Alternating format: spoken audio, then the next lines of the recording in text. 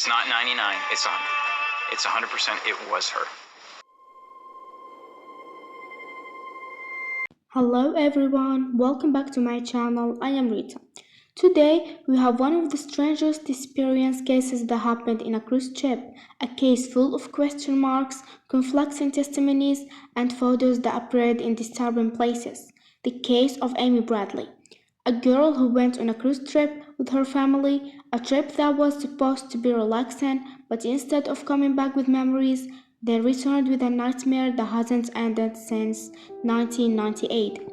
Before we get into the details of the disappearance, let me tell you about Amy. Amy was a 23-year-old girl who loved trying new things. She was an athletic and an excellent basketball player, which is why she received many scholarship offers after high school. At that time, she had just graduated from college and was preparing for her new apartment and job. Her family consisted of 4 members: her mother, father, younger brother, Brad, who was 21, and Amy. Brad and Amy were extremely close, almost like best friends. In 1998, the Bradley family decided to take a cruise vacation before Amy started her new life. Their cabin was on the 10th floor on the ship. The events began on March 24, 1998, the first night on the trip, when a formal dance party was held. The girls wore dresses and the men wore suits. Amy took a photo with her brother that night. The band performing was called the Blue Orchid. Later, Amy's parents returned to the room to sleep, leaving Amy and Brad at the disco. Brad was dancing with people he'd just met, while Amy was dancing with one of the band members. His name was Douglas. Around 3 a.m., Brad decided to go back to room to rest. He said he arrived at around 4 a.m. A few minutes later, Amy came in as well. They sat together on the balcony because the weather was beautiful and quiet. They talked about their plans for the next day while Amy smoked. Brad says that about half an hour later, he went inside to sleep and left Amy sitting alone. A little before sunrise, Amy's father woke her up. He saw Brad sleeping in his bed and Amy's legs were stretched out on the balcony. She was lying down. He didn't wake her, since they were supposed to get up in about an hour before the ships arrived in Curacao. He went back to sleep. 20 minutes later, he woke up again to get them ready. Brad was still asleep, but Amy was neither in bed nor on the balcony. The father got worried. It wasn't like her. She always left them a note or told them where she was going. He tried to calm himself. She's an adult, it's a ship, maybe she wants to get breakfast or walk around. He waited a little, then went to search for her because they were about to dock. He spent an entire hour searching the ship but didn't find her. He returned to the room hoping she had come back, but she wasn't there. He woke his wife and Brad and told them. Brad said they should look for her, but the father told them he'd already searched everywhere she could possibly be. He started to panic. As they arrived in Curacao, people began leaving the ship. The family rushed to the captain, asking him to stop passengers from disembarking and announced that someone was missing. He refused, saying he didn't want to cause fear or chaos, but he did announce her name, Amy Bradley. If you are here, please come to the captain's quarters. Your family is waiting. After they left his office, Brad said Douglas, the band member Amy danced with, told him, "Hey man, I'm sorry about your sister." Everyone began searching for her, but found nothing. The captain told them they had 2 options: stay and search the ship or get off at Curacao. In case she had disembarked, the ship would stay until evening. They took their things and got off.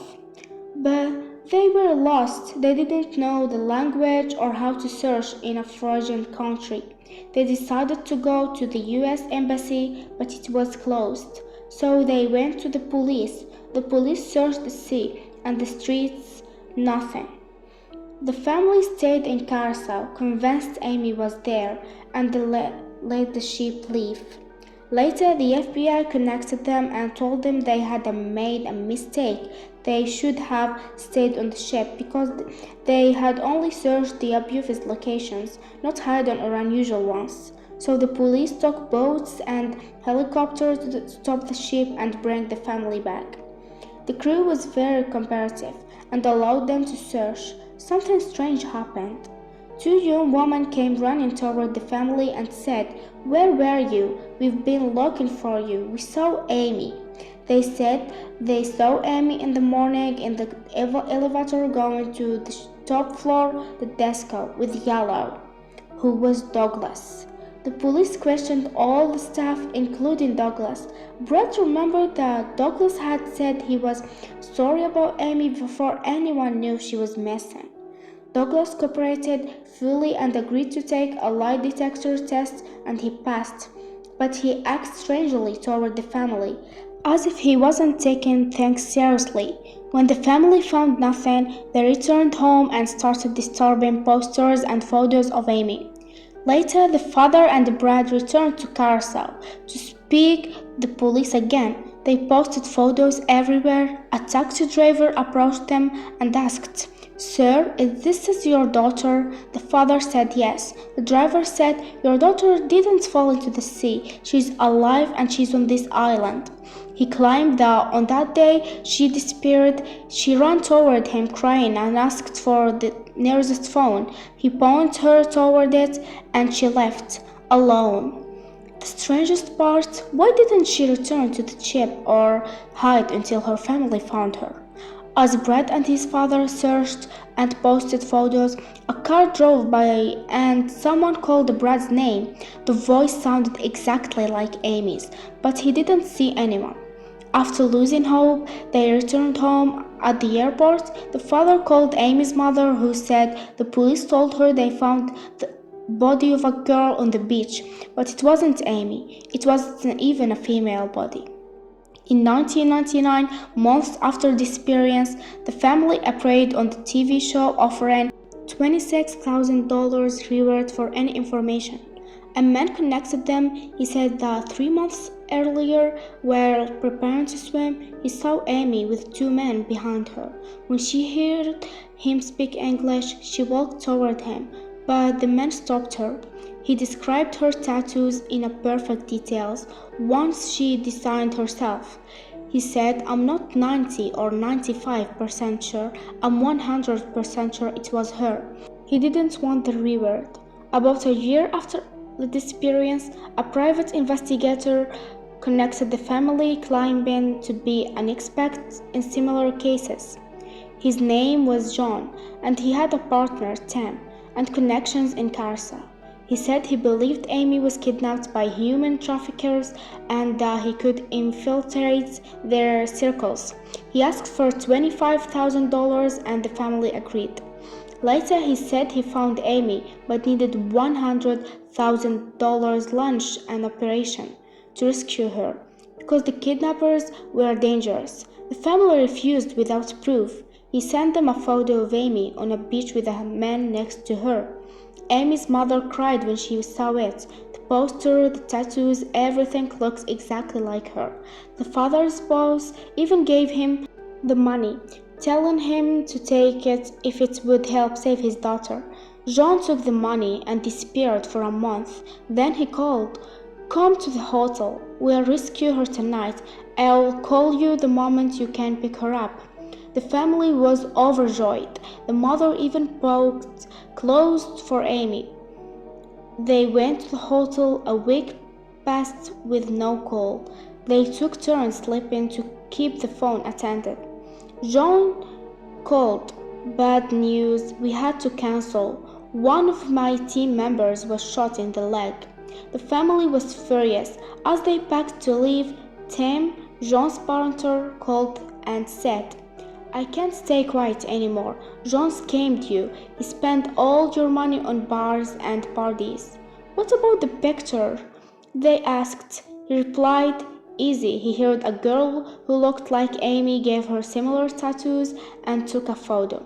John was sentenced to 5 years in prison, and the family got their money back.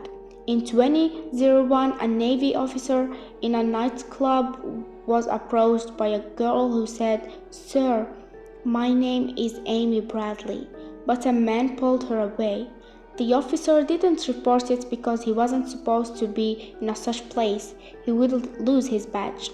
He later guided the FBI to the place, but it had burned down. In 2005, the family received an anonymous email containing a photo of a girl wearing revealing clothes. She looked exactly like Amy. The family was almost certain it was her. Before that, a woman traveling near Curacao entered a restaurant restroom and overheard men speaking to a girl, telling her, "This is my deal, don't ruin it." When they left, the traveler found a girl looking terrified with her head down. She asked her name. The girl whispered, "My name is Amy." The traveler said, "Amy? My daughter's name Amy too." The girl panicked because she raised her voice. Outside, 3 men were waiting. The traveler later described them, and the description matched the photo sent to the family. To this day, there is no information about Amy. Every lead they get eventually disappears, and the case remains unsolved. Personally, I believe she was kidnapped by a trafficking ring and that some crew members on the trip knew about it. Tell me your theories in the comments. And if anyone has any information about Amy, connect the police. And don't forget to subscribe, hit the like button. This was Rita. See you soon.